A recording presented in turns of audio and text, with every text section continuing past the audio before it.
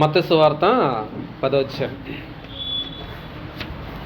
మనకి 10వ అధ్యాయం దగ్గరకు వచ్చేటప్పటికి యేసుక్రీస్తు ప్రభువారు 12 మంది శిష్యుల్ని ఏర్పాటు చేసి వాళ్ళని అపోస్తులు అని పేరు పెట్టి వాళ్ళని పరిచర్యకి పంపిస్తున్నాడు. ఈయన 12 మంది పేర్లు కూడా మనం నేర్చుకున్నాం. 12 మందిని కూడా 2 భాగాలు చేసుకున్నాం. 2 భాగాల్లోని A, B భాగాలు చేసుకుంటే ఒక భాగంలో 6, రెండో భాగంలో 6. మొదటి భాగంలో 6 ఎవరు? ఫస్ట్ 2 సహోదరులు. ఎవరెవరు? పేతురు, ఆంద్రేయ. తర్వాత 2 సహోదరులు యాకోబు, యోహాను. తర్వాత 2 స్నేహితులు. ఎవరు? ఫిలిప్పు, బర్తలోమయి. అది ఏ గ్రూపు. బి గ్రూప్లో తోమా, మత్తయి స్నేహితులు, ఫ్రెండ్స్. తర్వాత యాకోబు, తద్దయి. తర్వాత కనానీయుడైన సీమోను, ఇస్కరియోతు. 12 మంది. ఈ 12 మంది 2 గ్రూపులుగా డివైడ్ చేసి ఇద్దరిని చూసుకుంటే మనకి ఖచ్చితంగా మనం గుర్తెట్టుకోవడానికి మనకి ఎక్కువ అవకాశం ఉంటుందని డివైడ్ చేస్తాం. ఇప్పుడు 5వ వచనం చూస్తే యేసు ఆ 12 మందిని పంపుచు వారిని చూచి వారికి ఇలాగ ఆజ్ఞాపించింది ఏమన్నది. ఇప్పుడు 12 మందిని కూడా ఏర్పాటు చేసుకున్నాడు కదా యేసు ప్రభువారు. వాళ్ళు కూడా పంపుతున్నాడు. ఎక్కడికి? సువార్త ప్రకటించడానికి. సువార్త ప్రకటించడానికి పంపించే ముందు వీళ్ళు ట్రైనింగ్ తీసుకున్నారు. ఈ 12 మంది కూడా యేసు ప్రభువారు ట్రైనింగ్ తీసుకున్నారు.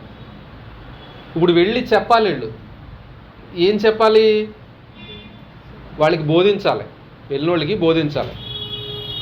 తర్వాత ఇక్కడ చూడండి, ఒకసారి చదివేద్దాం. అక్కడ 5వ వచనంలో పంపుచు వారిని చూచి వారికి ఆజ్ఞాపించినదేమనగా, మీరు అన్యజనుల దారిలోకి వెళ్ళకుడి, సమరయుల ఏ పట్టణంలోనూ ప్రవేశింపకుడి, కానీ ఇశ్రాయేలు వంశంలోని నశించిన గొర్రెల యొద్దకే వెళ్ళుడి. వెళ్ళి ఏం చేయాలి? వెళ్ళుచు ఒకటే పరలోక రాజ్యం సమీపించున్నదని ప్రకటించండి. ఒకటే ప్రకటన చేయాలి, వెళ్ళి చెప్పాలి. రెండోది రోగులను స్వస్థపరచుడి, చనిపోయిన వాళ్ళు లేపుడి, కుష్ఠరోగులు శుద్ధులు చేయడి, దెయ్యములు వెళ్ళగొట్టుడి, ఉచితంగా పొందరకటి ఉచితంగా ఇవ్వండి. చాలు. వీళ్ళు వెళ్తూ 2 పనులు చేయాలి. ఒకటేమో ప్రకటన చేయాలి, స్వార్థ ప్రకటించాలి. రెండోదేమో క్రియలు చేయాలి. ఏంటి క్రియలు? స్వస్థపరచడం అవ్వచ్చు, రోగుల్ని కుష్ఠరోగులను బాగు చేయడం అవ్వచ్చు, దెయ్యాలను వెళ్ళగొట్టడం అవ్వచ్చు. అంటే ఒకటేమో ప్రకటన చేసేది, రెండోదేమో క్రియలు చేసేది. 2 చేయవలసిన బాధ్యత. ఈ 2 చేయడానికి కూడా యేసుప్రభువారు సామర్థ్యం వీళ్ళకి ఇచ్చాడు. ప్రకటన చేయడానికి సామర్థ్యం ఇచ్చాడు, అలాగే క్రియలు చేయడానికి కూడా సామర్థ్యం ఇచ్చాడు. ఇప్పుడు వెళ్ళి ఏం చెప్పాలి? వీళ్ళు వెళ్ళి ఏం చెప్పాలి, ఏం చేయాలి? ఇది మనకి ఈ అధ్యాయంలో వీళ్ళు చెప్పింది. వీళ్ళు వెళ్ళి ఏం చెప్పాలి, ఏం చెయ్యాలి అన్న విషయం యేసుప్రభువారు ఈ మత్తయి సువార్త ముందు అధ్యాయాల్లోనే వీళ్ళు చెప్పేశాడు. కొండ మీద ప్రసంగం 3 అధ్యాయాలు ఉంది మనకి. ఏంటి 3 అధ్యాయాలు మత్తయి సువార్త? 5వ అధ్యాయం, 6వ అధ్యాయం, 7వ అధ్యాయం. ఈ 3 అధ్యాయాలు కూడా వాళ్ళు ఏమి బోధించాలో, ఏమి నేర్చుకోవాలో, వాళ్ళ వైఖరి ఎలాగ ఉండాలో, వీళ్ళు ఇతర వ్యక్తులు సువార్త ఎలా బోధించాలో, ఎలాగా వీళ్ళు ఉండాలన్న విషయాల్ని బోధించాడు ఆయన. అక్కడ బోధన అక్కడ నేర్చుకున్నారండి. కొండమీద ప్రసంగంలో 3 అధ్యాయాలు వాళ్ళు ఎలాగ ఉండాలి, ఏం చెప్పాలి, ఇతర వ్యక్తులకి ఎలా బోధించాలి, ఏ క్రియలు వాళ్ళు చెయ్యాలి, వాళ్ళు ఆత్మీయంగా ప్రిపేర్ అవ్వాలి, ఇతర వ్యక్తులు ప్రిపేర్ చేయాలి. ఇవన్నీ కూడా 3 అధ్యాయాల్లో నేర్చుకున్నారండి. అంటే వీళ్ళు ఏ ప్రకటన చెయ్యాలంటే వీళ్ళు వెళ్ళి ప్రకటన చేసేది ఏంటంటే కొండమీద ప్రసంగం ఉంది వాళ్ళకి ఎదురుగుండా. మత్తయి సువార్తను మనం ఆధారం చేసుకుని చూస్తే, అంటే వీళ్ళు పంపించక ముందు ఏది సువార్త చెప్పాలో దేవుడు యేసుప్రభువారు చెప్పి నేర్పించి పంపిస్తున్నాడు అనమాట. మనకు కూడా అంతే. ఇప్పుడు మనం వెళ్తున్నామంటే మనకి ఏం చెప్పాలో తెలియకుండా వెళ్ళాలంటే మనం ఏం చెప్తాం? అందుకనే ట్రైనింగ్లు మనం చెప్పడానికి. రెండోది ఉంది వీళ్ళు చేయవలసింది ఏంటంటే క్రియలు. ఏం క్రియ చేయాలి? స్వస్థతలు చేయాలి, చనిపోయిన వాళ్ళని లేపాలి, దెయ్యాలను వెళ్ళగొట్టాలి, ఇవన్నీ కూడా చేయవలసింది. ఈ క్రియలు కూడా ఆల్రెడీ ముందు ఎక్స్పీరియన్స్ ఉంది వీళ్ళకి. ఏంటి? కొండ మీద ప్రసంగం 5, 6, 7 అధ్యాయాలనేమో బోధన, 5, 6, 7 అధ్యాయాలు. 8, 9 అధ్యాయాలేమో క్రియలు. మనకు అద్భుతాలు చూసాం కదా మనం. రాజ్య నిరూపణలు. ముందుదేంటి? రాజ్య వైఖరి, రాజ్య లక్షణాల గురించి ముందు వీళ్ళు బోధనలో చెప్పాలి. ఆయన రాజ్యం గురించి తెలియపరచాలి, రాజ్య లక్షణాల గురించి తెలియపరచాలి. పరలోక రాజ్యంలో ఎలాగ ఆనందంగా ఉంటారో, ఎలాగ నీతిగా ఉండాలో, ఎలా నిజాయితీగా ఉండాలో వాళ్ళు తెలియపరచాలి. రెండవదిగా రాజ్య నిరూపణలో వీళ్ళు ఎలా స్వస్థపరచాలి, ఈ స్వస్థపరిచిన తర్వాత రాజ్య నిరూపణలు ఎలాగవ్వే, కుష్ఠరోగులు ఎలా బాగు చేయాలి, లేకపోతే వాళ్ళకి చనిపోయిన వాళ్ళని లేవనెత్తడం. ఈ 8, 9 అధ్యాయాల్లో ఉన్న వివరణ అంతా కూడా వాళ్ళ క్రియలే. మనకు 10 అద్భుతాలు చూసాం, అందులో 10 అద్భుతాలు చూసాం కదా, అందులో అన్ని క్రియలు. అంటే ఈ 10వ అధ్యాయం దగ్గరకు వచ్చేటప్పటికి వాళ్ళు ఏం బోధించాలి, ఏం చెయ్యాలి అన్న విషయాలు ముందే నేర్చుకుని సిద్ధపాటు కలిగిన వ్యక్తులుగా అక్కడ ఉన్నారు. ఆ సిద్ధపాటు కలిగిన వ్యక్తుల్ని అలా తయారు చేసి వీళ్ళు అపోస్తులుగా తయారు చేసి వీళ్ళు యేసుప్రభువు వారు సువార్తకు పంపిస్తున్నారు. చూసారండి ఎంత చక్కగా ఉందో అక్కడ. అదే ముందు అధ్యాయాలు మనం బేస్ చేసి చూస్తే ఇది కూడా చక్కగా మనం అర్థం చేసుకోవచ్చు. ఇలా ఉట్నే పంపించలేదు ఆయన అక్కడికి. మీరు వెళ్ళిపోండి, ఏది పడితే అది చెప్పండి అన్నట్టు కాదు. వీళ్ళు ఏం చెప్పాలో తెలియని వాళ్ళు కాదు. ఇప్పుడు ఏం చెప్పాలో వాళ్ళకి బేస్ ఉంది. ఆయన మాట, ఆయన వాక్యం, ఏం చెప్పాలో ప్రసంగం, ఏం చేయాలో కూడా, ఎలా చేయాలో కూడా రాజ్య నిరూపణలు. ఎందుకు చేయాలి స్వస్థతలు వీళ్ళు అంటే? పరలోక రాజ్యానికి నిరూపణ ఇది. యేసుప్రభువు వారు ఎక్కడుంటే అక్కడ స్వస్థకాలు జరుగుతాయి. అంటే పరలోకంలో ఉన్న రాజు భూమి మీద దిగొచ్చేశాడు. ఆయన ముందు ప్రకటన చేసేది ఏంటి? పరలోక రాజ్యం సమీపించింది, మారు మనసు పొందండి. యేసుప్రభువు వారి బోధనలోని, యోహాను బోధనలోని శిష్యులకు కూడా అదే చెప్తున్నాడు. ఏమని? పరలోక రాజ్యం సమీపించిందని మీరు వెళ్ళి ప్రకటన చేయండి. ఏంటి సమీపించింది? పరలోక రాజ్యానికి సంబంధించిన రాజు, పరలోక రాజు మీ దగ్గరికి వచ్చేసాడు కనుకనే మీకు ఈ కార్యాలు జరుగుతున్నాయి. అది నిరూపణ. చచ్చిపోయిన లేవడం అంటే మరి దేవుడు తప్ప ఎవరు లేపలేరు వాళ్ళని. కుష్ఠరోగుల్ని ఆ కాలంలో ఎవరు స్వస్థపరిచేవారు కాదు, ఊరికి దూరంగా ఉండేవారు. అలాంటి వాళ్ళని స్వస్థపరచడం మాట ఆ పక్క నుంచి వాళ్ళు టచ్ చేసేవారు కదా, ముట్టుకునేవారు కదా. ఏంటంటే అపరిశుద్ధత, అశుద్ధపడిపోతారని. అలాంటి వాళ్ళని యేసుప్రభువు వారు ఈయన పరిశుద్ధుడిగా ఆయన ముట్టితే వాళ్ళు పరిశుద్ధులయ్యారు, స్వస్థ వచ్చింది. ఇది అక్కడ వాళ్ళు నేర్చుకోవాల్సిన విషయం, చేయవలసిన విషయం. ఇప్పుడు అపోస్తులుగా చేసి వాళ్ళు పంపించారు. అపోస్తులు అంటే అర్థం ఏంటంటే పంపబడిన వాళ్ళు. ఎక్కడికి పంపబడిన వాళ్ళు? సువార్త చేయడానికి. దేవుడు ఏదైతే చేశాడో వాళ్ళు చేయడం. ఇందులో 8, 9 అధ్యాయాల్లో ఇంకొక అంశాన్ని నేర్చుకున్నాం. అద్భుతాలే కాకుండా రెండో అంశం ఏంటంటే శిష్యరకం. శిష్యరకం ఎలా చేయాలి, ఎలా ఉండాలి అంటే జంకే వాళ్ళు ఉండకూడదు, బెదిరిపోయే వాళ్ళు ఉండకూడదు. ఇంకా అక్కడ 4 శిష్యుల గురించి చూసాం కదా. సందేహించే వాళ్ళకు ఉండకూడదు, బెదిరే వాళ్ళకు ఉండకూడదు. ఇంక ఎలా ఉండాలి అన్న విషయం అక్కడ నేర్చుకున్నాం మనం. వెంటనే స్పందించి ఆయన్ని వెంబడించేలాగా ఉండడం, ఇది కూడా అక్కడ నేర్చుకున్నాం. ఇప్పుడు వీళ్ళు అది కూడా తీసుకోవాలి. ఏదైతే బోధన ఉందో వాళ్ళు తీసుకుని దాని ప్రకారంగా వీళ్ళు వెళ్ళి సువార్త ప్రకటన చేయాలి. అది వాళ్ళకి ఇచ్చిన ఆజ్ఞ. అందుకని ఇప్పుడు అపోస్తులను పేరు పెట్టి వాళ్ళని పంపించరంట. అది ఫస్ట్ వాళ్ళకి వెళ్ళేటప్పుడు చేయవలసిన పని. రెండోది చేయవలసింది ఏంటంటే 6వ వచనంలో మనకి చూస్తాం. అక్కడ ఏముంది? అక్కడ ఇశ్రాయేలీల వంశంలోని నశించిన గొర్రెల వద్దకే వెళ్ళుడి అని చెప్తున్నాడు. ఇంకెవరి దగ్గరికి వెళ్ళొద్దు. ఫస్ట్ వీళ్ళు వెళ్ళవలసింది ఇశ్రాయేలు ప్రజల దగ్గరికే, సొంతల దగ్గరికి వెళ్ళాలి. వీళ్ళు కొత్తగా ట్రైనింగ్ అయ్యి వచ్చారు, కొత్తగా దేవుని దగ్గర నుంచి తర్ఫీదు పొంది వచ్చారు. వీళ్ళు ఏం చేయాలంటే వాళ్ళ దగ్గరికే, వాళ్ళు తెలుసున్న ప్రజల దగ్గరికే వెళ్ళి దేవుని సువార్త గురించి తెలియపరచడం, స్వస్థపరచడం. మీరు స్వస్థత గురించి ప్రార్థన చేయండి, చనిపోవడం గురించి ప్రార్థన చేయండి అని చెప్పలేదు అక్కడ. చూసారు అక్కడ దేవుడు యేసుప్రభువు ఏం చెప్తున్నారు? బాగు చేసేయండి, స్వస్థపరిచేయండి, చచ్చిపోయిన వాళ్ళు లేపేయండి, దెయ్యాలు వెళ్ళగొట్టేయండి. ఇది ఆజ్ఞ ప్రకారమైన ఒక కమెండ్, ఆజ్ఞ ఇస్తున్నాడు వాళ్ళకి, కమెండ్ ఇస్తున్నాడు. మీరు కార్యాలు చేస్తారు, ఎందుకంటే నేను చెప్పాను కదా, విశ్వాసంతో ఆయన కార్యాలు ఎలా చేస్తారో మీరు కూడా అలా చేయండి.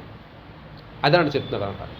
అలా చేయమంటున్నారు. తర్వాత వాళ్ళు కూడా అలా చేసినట్లు మనం చూస్తున్నాం. ఇప్పుడు వెళ్ళేటప్పుడు ఏం చేయాలి, ఎక్కడికి వెళ్ళాలంటే ఫస్ట్ సొంత జనాంగాల దగ్గరికి.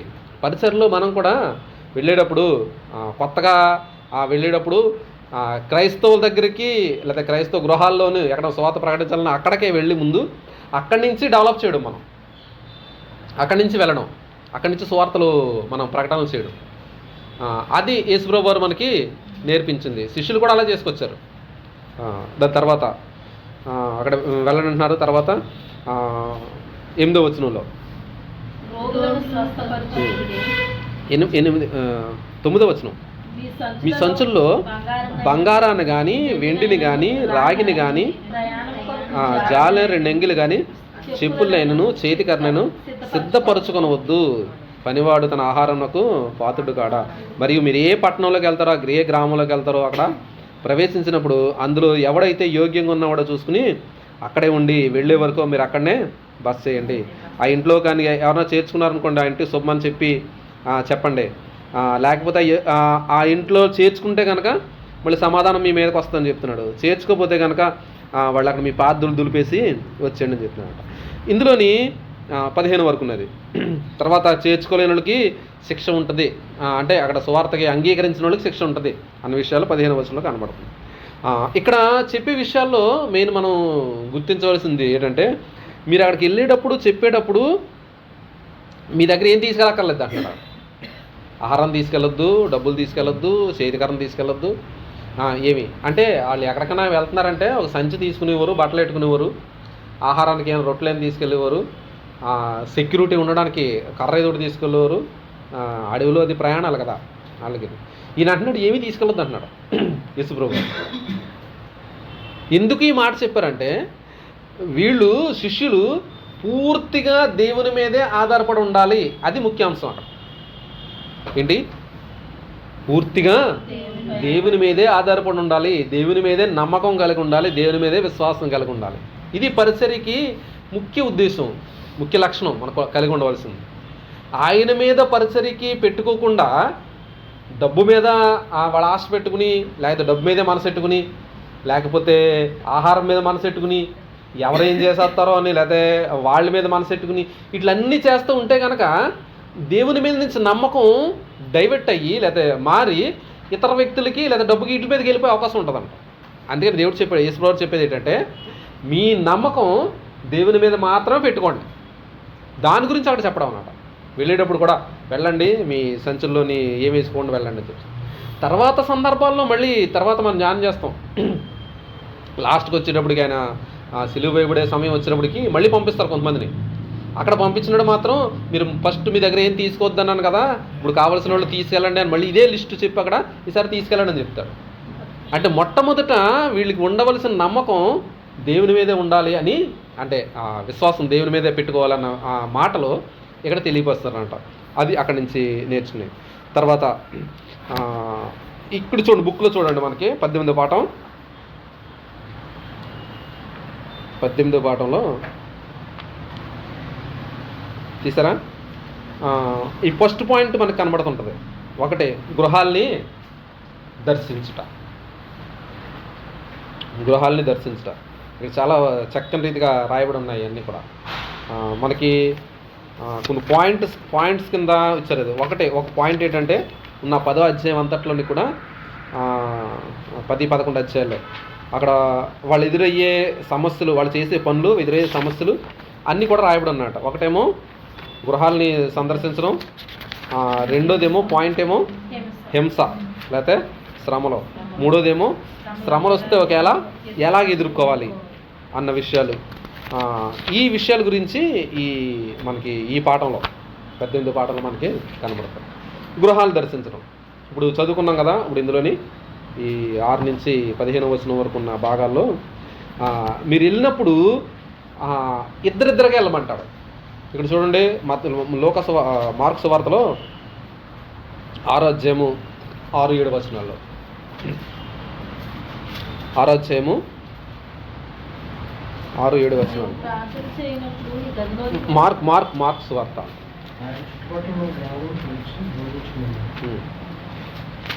ఆయన 12 శిష్యులను తనకు పిలిచి వారిని ఇద్దరిద్దరిగా పంపించు. ఎంతమంది పంపించారు? ఇద్దరిద్దరిని. ఇద్దరిని. అపవిత్రాత్మలు గల వారికి అధికారం వచ్చి ప్రయాణం కొరకు చేతి కర్రను తప్ప. మార్క్ సువార్త 6వ అధ్యాయము 6-7 వచనాలు. ప్రయాణం కొరకు చేతి కర్రను తప్ప రొట్టెనైనను చాలు.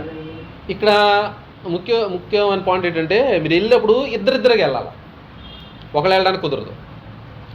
ఎందుకు ఇద్దరిద్దరికి వెళ్ళాలంటే ఒకళ్ళ పరిచర్లు ఒకవేళ వీక్ అయ్యారనుకో, చెప్పడానికి బలహీనలు అయ్యారనుకో, రెండో అతను హెల్ప్ చేస్తాడు అతను. అంటే ఒకళ్ళు అక్కడ చెప్పలేకపోయినా సరైన విధానంలో ఇంకోళ్ళు హెల్ప్ చేస్తారు. ఆ టైంకి అంటే ఒక్కళ్ళు ఉంటే పరిస్థితి కొద్దిగా సరిగ్గా చెప్పలేకపోవచ్చు, సరిగ్గా అక్కడ పరిచయం చేయవచ్చు, లేకపోతే వాళ్ళు వెళ్ళేది చాలా లాంగ్ చాలా దూర ప్రయాణాలు చేసి వెళ్ళేవారు, సరైన అలసట్లు వచ్చేస్తుంటాయి. అలా టైంలో వీటిలన్నిటిని కూడా దృష్టిలో ఉంచుకుని పరిచర్యకి వెళ్ళేటప్పుడు మాత్రం ఇద్దరికి మించి వెళితే కనుక పరిచర్యక అనేది లోటు లేకుండా మాత్రం జరగడానికి అవకాశం ఉంటుంది. ఒకటే పరిచర్య సక్రమంగా జరగడానికి వాళ్ళు ఒకవేళ ఒకళ్ళు కృంగిపోతున్నా ఇంకొకళ్ళు ప్రోత్సహించారు. పరిచర్య చేసినాడు కొన్ని చోట్ల స్వీకరిస్తారు, కొన్ని చోట్ల స్వీకరించరు. కొన్ని చోట్ల చెప్తుంటే చక్కగా విని వాళ్ళు మంచిగా రిసీవ్ చేసుకుంటారు, అన్నీ బాగానే ఉంటాయి. కొన్ని చోట్ల అయితే వ్యతిరేకిస్తారు. అలా వ్యతిరేకించే టైంలో మనం కృంగిపోతుంటాం. ఒకసారి ఒకళ్ళు కృంగిపోయారు అనుకో, ఇంకోళ్ళు ప్రోత్సహించడం ఇంకోళ్ళు ఉంటారు పక్క నుంచి, ఇంకోళ్ళు అందుకుంటారు అనమాట. ఇది కూడా గొప్ప విధానం యేసుప్రభువు వారు చెప్తున్నారు. అంతేకాదు ఇద్దరు వెళ్ళడం వల్ల చాలా ఉపయోగాలు పరిచర్యకి. ఇందులోని లేకపోతే ఇద్దరు వెళ్ళి పరిచయం చేయడంలో, లేకపోతే వాళ్ళకి ఒకళ్ళ ఆహార పదార్థాలు ఏమైనా కావాలనుకో, పరిచర్యకి ఇప్పుడు సడన్గా ఇప్పుడు 10 గంటలకు మీటింగ్ వెళ్ళిపోవాలి, వీళ్ళకి మధ్యాహ్నం వచ్చారు సాయంత్రం వచ్చారు భోజనాలు ఉండవు, మరి భోజనాలు సిద్ధపడాలంటే కష్టం. ఇంకోళ్ళు హెల్ప్ చేస్తారు వాళ్ళు భోజనాలకి. లేకపోతే ఒక 2 ప్లేసులకు ఒకేసారి చెప్పాలి, ఒకళ్ళ ప్లేస్ ఒక్కో ప్లేస్కి వెళ్ళి చెప్పొచ్చు. ఇలాగంటే ఇద్దరికంటే ఎక్కువ ఉండడం వల్ల మనకి పరిచర్య అనేది సింపుల్ అవుతుంది. శిష్యులు యేసుప్రభువు అలా చెప్పారు, పౌలు గారు కూడా అదే పాటించారు. అక్కడ ప్రకటనకి వెళ్ళేటప్పుడు మొదటి పర్యటనలోనేమో పౌలు గారితోనేమో బర్నబాని తీసుకెళ్ళారు, రెండో పర్యటనేమో తర్వాత కుగాయని తీసుకెళ్ళారు, శీలను తీసుకెళ్ళారు. తర్వాత ఎక్కడికి వెళ్ళినా సరే 2-3 కలిసి వాళ్ళు పరిచయం వాళ్ళతో పాటు ఇంకా ఉండేవారు కదా, ఒకళ్ళు మాత్రం కంటిన్యూగా, 2 మాత్రం ఉండేవారు ఖచ్చితంగా అనమాట. అలాగ పరిచయం చేసుకుంటూ వెళ్ళారంట. అది ఎక్కువ ఉపయోగకరంగా ఉంటుంది. అంతేకాదు పరిచర్యకి నష్టం కూడా కలిగించకుండా ఉంటుంది. మనం ఏ పని మీద వెళ్తున్నామో, ఏ పరిచర్య మీద వెళ్తున్నామో అది చేసుకుని రావడానికి అవకాశం ఎక్కువ ఉంటుంది. ఇంకొకటి, స్త్రీలు ఒక్కళ్ళు ఉన్న చోటకి మాత్రం ఒక్క పురుషుడు లేకపోతే ఒక్క స్త్రీ గృహాల సందేశానికి వెళ్ళినప్పుడు వెళ్ళకూడదు అన్న విషయాలు కూడా మనం జాగ్రత్తగా మనం తీసుకోవాలి. ఎందుకంటే ముందు వారమే చెప్పుకున్నాం మనం. ఎందుకంటే పరిస్థితులు ఎలాగుంటాయో తెలియదు. అక్కడ చూసిన వాళ్ళు ఇతర వ్యక్తులు ఏమనుకుంటారో తెలియదు. మనం వెళ్ళిన ఉద్దేశం మంచిది అవ్వచ్చు, చుట్టుపక్కల రకరకాలు అనుకున్నారు అనుకో, వాళ్ళ జీవితాలతో చెలగాటాలి, జీవితాలు పాడైపోయే అవకాశాలు ఉంటాయి. అంతే. సువార్తకి వెళ్ళాలంటే తెలియని వ్యక్తుల దగ్గరికి వెళ్ళినప్పుడు ఖచ్చితంగా 2-3 కలిసి వెళ్ళి అక్కడ పరిచయం చేయడంలో మనకు లాభం ఉంటుంది. ఒకవేళ లేదు వెళ్ళవలసి వచ్చింది, అక్కడ చెప్పవలసి వచ్చింది అనుకో, వాళ్ళు తీసుకొచ్చి బహిరంగంగానే బయటే చెప్పవలసిన మాట వాళ్ళలోనికి 2-3 పోగేసి మనం చెప్పడం చాలా ఉత్తమమైంది. ఎందుకంటే ఎవరికి అపార్థం చేసుకోకుండా చెప్పడం అనేదే మన గోల్. ఎందుకంటే మనం చేసేది మంచి పని, మనం మంచి పని చేసి మళ్ళీ మనమే చెడ్డ తెచ్చుకోవడం అనవసరమైంది కదా. అది కొన్ని పరిస్థితుల్లో ఇలాంటి ఎదుర్కొని వస్తుంటాయి. అట్నుంచి వీళ్ళు వెళ్ళే సువార్తికులు సరైన వాళ్ళు ఉండకపోవచ్చు, అట్నుంచి వచ్చి వాళ్ళు ఎలాంటి వాళ్ళు మనకు తెలియదు. కొంతమంది కావాలని నిందేసిన వాళ్ళు కూడా ఉంటుంటారు. అంత పర్ఫెక్ట్గా చెప్తున్నప్పటికీ, సువార్తికులు పర్ఫెక్ట్గా చెప్తున్నప్పటికీ కావాలని నిందలేసి ఇగో వాళ్ళు ఇలాగంటున్నారు మా ఇంటి దగ్గరకు వచ్చి ఇలా చేసాను చెప్పిన వాళ్ళు చాలామంది ఉన్నారు కదా, సువార్త వ్యతిరేకించారు. అలా చేసి గ్రూపులుగా అరేంజ్ చేసి వీళ్ళ మీదకి గొడవలు కూడా వస్తారు. అవి కూడా అవకాశాలు ఉన్నాయి. కనుక మనం జాగ్రత్త. అందుకనే కింద వచనాల్లో చెప్పండి మాట ఏంటంటే, శిష్యులను పంపిస్తున్నాడు, పావురాల వలె నిష్కల్మషంగా మీ మనసు నిష్కల్మషంగా ఉండాలి, పాముల వలె వివేకంగా ఉండాలి. ఇది చాలా జాగ్రత్తగా తీసుకోవాలి. ఎప్పుడైనా సరే ఎలక్ట్గా మనం రెడీగా, ప్రతిదానికి రెడీగా ఉన్నట్టు మనం స్వార్థ చెయ్యాలి అన్న ఉద్దేశాలు. అంటే పాజిటివ్గాని ఉపయోగపడతాయి ఇద్దరు ముగ్గురు వెళ్ళడం వల్ల. నెగిటివ్ అనేది మన మీదకి రాకుండా కూడా మనం అది చిక్కుగా ఉపయోగించుకోవచ్చు. అది కూడా మనం గృహాలు సందర్శించినప్పుడు చాలా జాగ్రత్తగా తీసుకోవాల్సిన జాగ్రత్త. అది చాలా కుటుంబాలు కూడా నష్టపోతుంటాయండి ఇలాగా కొంతమంది. ఇంకొకటి ఏంటంటే సువార్త పేరు చెప్పి, కాపర్లను పేరు చెప్పి అన్యులు చాలామంది కూడా పొట్ట పోషణకై వెళ్ళి ఇదే పనిగా చేస్తూ ఉన్న విశ్వాసంలో కూడా చెడగొట్టే వాళ్ళు, లేకపోతే వక్రదోవ పట్టించే వాళ్ళు కూడా చాలామంది ఉన్నారు. వాళ్ళు నిజానికి క్రైస్తవులే కూడా, అసలు పాస్టర్ల మాట తర్వాత క్రైస్తవుల లెక్కలో కూడా రారు, రక్షించబడ్డారో లేదో కూడా తెలియదు. అలాంటి వాళ్ళు కూడా ఉంటారు. ఏదో 4 మాటలు చెప్తే మనకు పోషణ వస్తుంది, లేకపోతే దాని ద్వారా మనం ఏమైనా సంపాదించుకోవచ్చు అన్న విషయాలు. అది మన బైబిల్ గ్రంథంలో ఉన్నది. 2 పేతురు రాసిన పత్రికలోని అబద్ధ ప్రవక్తల గురించి, అబద్ధ బోధకుల గురించి ఉంది. యోధా పత్రికలో ఉంది. యేసుప్రభు 7వ అధ్యాయంలో చెప్పినప్పుడే, పరలోక రాజ్యం వెళ్ళినప్పుడే ప్రభు అని పిలుస్తున్నాం, మేము ఈ చేతనం మేము లేపుతున్నాము, వ్యాధిని బాగు చేస్తున్నాం అన్నప్పుడు యేసుప్రభు ఏమంటున్నారు? మీరెవరో నాకు తెలియదు అంటున్నాడు. అంటే తెలియని వాళ్ళు కూడా ఈ పరిచర్లో చేసే అవకాశాలు ఉన్నాయి. వాళ్ళని కూడా మనం గుర్తించాలి, విశ్వాసులుగా కూడా గుర్తించాలి మనం. వాళ్ళు అసలు పరిచర్య, అసలు రక్షణ పొందులలో కాదా, వచ్చి చెప్పేస్తున్నారని చెప్పేసి అందరూ పాస్టర్లే, అందరూ సువార్థికులే అని స్వీకరించడానికి కూడా మనకి కష్టం. చాలా జాగ్రత్తగా ఆలోచించాలి. అంటే ఎవరు ఎలాంటి వాళ్ళు వస్తారో మనకు తెలియదు. అంటే అలాగని చెప్పేసి అందరినీ అనుమానించవలసిన పని కాదు. కాకపోతే ఏంటంటే మనం వివేకంగా ఉండి మన పరిచర్య జాగ్రత్తగా చేయాలి, మన కుటుంబాన్ని కాపాడాలి, మన సంఘాన్ని కాపాడాలి. ఎవరికి ఏ పేరు చెడ్డ పేరు రాకుండా, మనకు కూడా చెడ్డ పేరు రాకుండా చక్కగా, ఎందుకంటే దేవుని పరిచర్య పవిత్రమైన పరిచర్య చేస్తున్నాం కాబట్టి ఆ పరిచర్యలోనే జాగ్రత్తగా వెళ్ళవలసిన బాధ్యత మనపై ఉంది. ఇది గృహాల్లో చేయవలసిన పరిచర్య. ముందు వెళ్ళడం, వాళ్ళని బోధించడం, వాళ్ళు గృహాల్లో ఎవరికైనా ఒకవేళ బలహీనతగా ఉంటే వాళ్ళ గురించి ఇప్పుడు మనం చేసేది ప్రార్థన చేస్తే దేవుడు స్వస్థపరుస్తాడు. అప్పుడు వాళ్ళకి వాక్యం దగ్గర లేదు కాబట్టి వాళ్ళకి సూచన ఏంటంటే పరలోక రాజ్యం సమీపించింది, మారు మనసు పొందడానికి చెప్పడానికి సూచన ఏంటంటే వీళ్ళు అద్భుతాలు చేసేవారు, వీళ్ళు స్వస్థతలు చేసేవారు. స్వస్థత చేసినట్టు ఏంటంటే దేవుడు వీళ్ళతో ఉన్నారు, దేవుని మాట వీళ్ళతో ఉంది కనుక ఈ కార్యాలు జరుగుతున్నాయి, ఈ కార్యాలు ఎవరి వల్ల జరగవు అని చెప్పారు. ఇప్పుడు మనకు వాక్యం ఉంది చేతిలో, ఇప్పుడు కూడా స్వస్థత చేస్తాడు దేవుడు. స్వస్థత ఆయన చేసేది, మనుషులు చేసేది కాదు. మనం దేవుణ్ణి అడుగుతున్నాం, స్వస్థ ఆయన చేస్తాడు. అది అక్కడ తెలుసుకోవాల్సిన విషయాలు. రెండోది, ఇలాగ చేసినప్పుడు అంటే ఇప్పుడు వాళ్ళు వెళ్తూ అప్పచెప్పిన పన్ను 2 బాధ్యతలు ఏంటి? ఒకటి ప్రకటించాలి, రెండోది క్రియ చేయాలి. వాళ్ళకి ఆల్రెడీ ఈ రెండిట్ల మీద కూడా నేర్చుకున్న దాన్ని అమల్లో పెట్టడానికి వీళ్ళు పంపబడ్డారు అన్న విషయాలు అక్కడ నేర్చుకున్నాం. తర్వాత అన్వయించుకునే విషయాలు ఉన్నాయి చూడండి ఇందులోని 21వ దాంట్లో 18:21. ఇంటిని దర్శించినప్పుడు, దర్శనం చేసేటప్పుడు ఎంతమంది వెళ్ళాలని ఉంది అక్కడ? ఇద్దరిద్దరికి వెళ్ళాలి. తర్వాత 2వ పాయింట్, మనం ఇరుగు పొరుగు పరిసరాల్లో ఉన్న గృహాల్లో మనం పరిచర్య ప్రారంభించేటప్పుడు ఎక్కడ ప్రారంభించాలి? ఎక్కడ మన తెలిసిన వాళ్ళు ఎవరుంటే అక్కడికి వెళ్ళి మన పరిచర్యలు ప్రారంభించడం. ఇప్పటికి ఇదే మార్గం మనకి.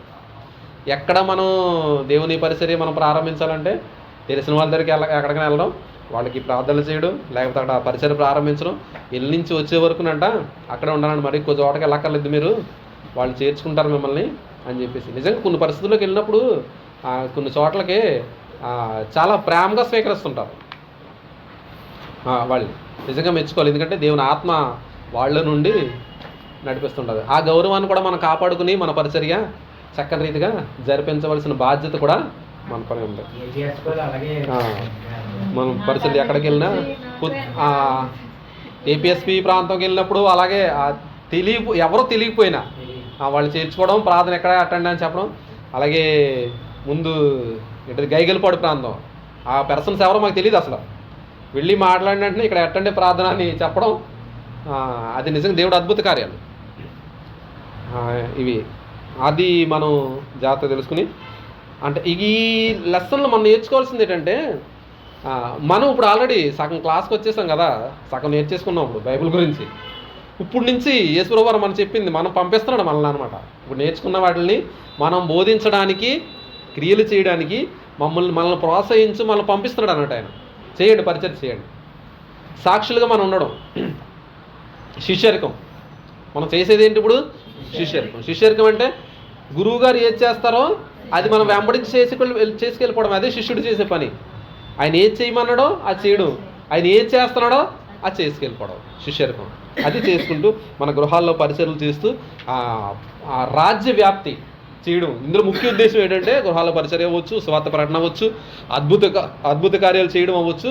అందులో ఉన్న ముఖ్య ఉద్దేశం ఏంటంటే ఏంటి? రాజ్యవ్యాప్తి జరగాలి. రాజ్యవ్యాప్తి జరగడానికి మనం కూడా కృషి చేయాలన్న విషయాలు ఇందులో నేర్చుకుంటాం మనం.